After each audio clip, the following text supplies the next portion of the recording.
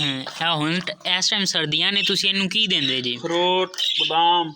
ਠੀਕ ਹੋ ਗਿਆ। ਅਖਰੋਟ ਤੇ ਬਦਾਮ ਖਵਾ ਵੀ ਦੇਣ। ਇਹ ਠੀਕ। ਤਾਂ ਹੀ ਤੋਤੇ ਤੋਤੀ ਮੁੜ ਆਪਸ ਵਿੱਚ ਹੁੰਦੇ ਨੇ।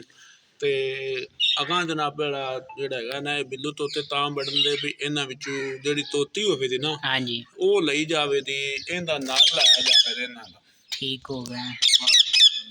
ਇਹਦਾ ਨਾਂ ਲਾ ਤੇ ਹਾਂਜੀ ਉਹ ਜਨਾਬ ਜਿਹੜਾ ਅੱਗੂ ਦੀ ਤੋਤੀ ਲਵਾਂਦੇ ਵੀ ਬਿੱਲੂ, ਹਾਂਜੀ, ਉਹਦੇ ਨਾਲ ਬੱਚੇ ਕਟਾਵਾਂਗੇ। ਠੀਕ। ਅਗਰ ਤੁਸੀਂ ਚਿੱਟੇ ਤੋਤੇ ਰਾਹ ਬਣਾਉਣੇ ਚਾਹੁੰਦੇ ਹੋ ਤਾਂ ਉਹਦੇ ਵਿੱਚ ਵੀ ਇਹ ਵੀ ਚਿੱਟਾ ਤੋਤਾ ਲਾਓ ਹਾਂਜੀ। ਤੇ ਆਇੰਦਾ ਬੱਚਾ ਲਾਓ ਤੋਤਾ।